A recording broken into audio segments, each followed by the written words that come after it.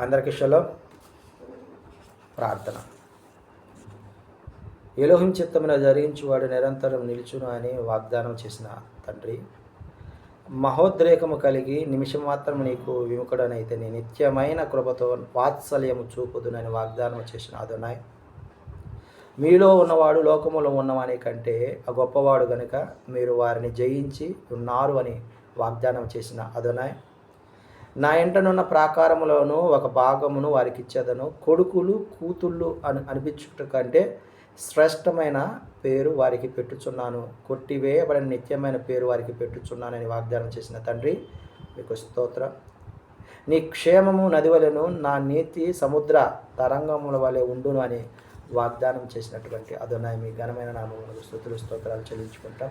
ఈ ఉదయకాల సమయంలో నీ వాక్యమును ధ్యానించగలిగే శక్తిని, బలమును, ఆరోగ్యమును మనకు అనుగ్రహించి నిలవబెట్టి నీవే ఘనత, మహిమ, ప్రభావములు పొందుకుంటున్న విధానం బట్టి మీకు వేలాది స్తుతులు స్తోత్రాలు చెల్లించుకుంటూ ఈ నా మనవలను మా రక్షకుడు విమోచకుడు విశ్వమెస్సయ్య నామమున అడిగి పొందుకుంటున్నాం తండ్రి, ఆమేన్.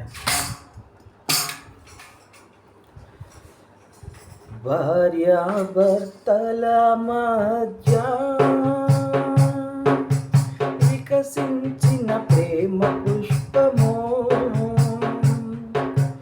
వాడిపోయి రాలును త్వరలో,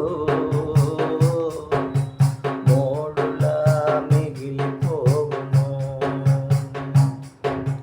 భార్యాభర్తల మధ్య వికసించిన ప్రేమ పుష్పము వాడిపోయి రాలును త్వరలో,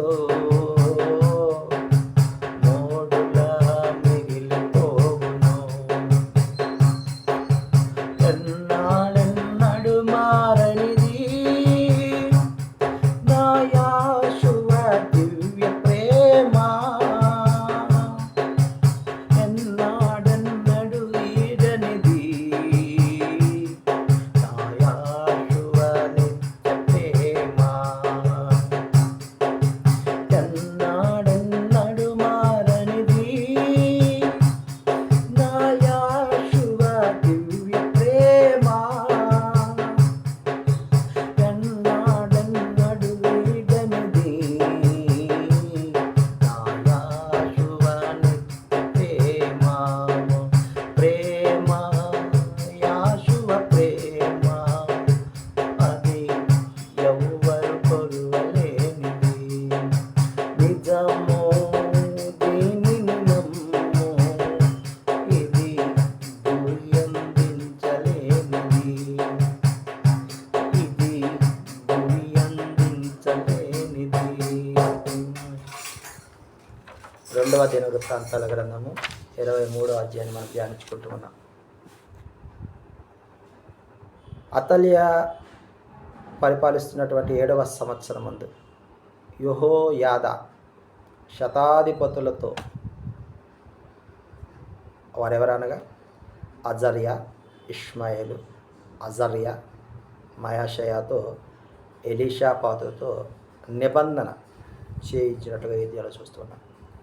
యోధాను సంచరించి లేవి ఇజ్రాయేలీయులను యెరూషలేమునకు ఎవరు ఉన్న ప్రాంతానికి కొని వచ్చినట్లుగా నిబంధన చేస్తున్నట్లుగా చూస్తున్నాం.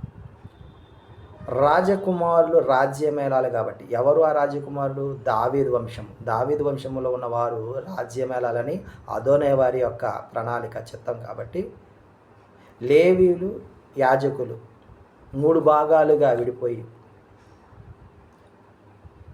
లేవీయుల్లో 3 భాగాలు, యాజకుల్లో 3 భాగాలు. ఒక భాగమేమో పాలకుల వద్ద, రాజనగర్లో మరి ఒక భాగము, పునాది గుమ్మము దగ్గర ఒక భాగం. ఈ విధంగా ఉండాలి. జనులందరూ మందిర ఆవరణంలో ఉండాలి. లేవులు మాత్రమే అదోనాయ్ మందిరంలోనికి రావాలి అనే ఆజ్ఞ ఒకటి మరి చెప్పినట్లుగా ఈ అధ్యాయంలో మనము చూస్తున్నాం. ఆమేన్.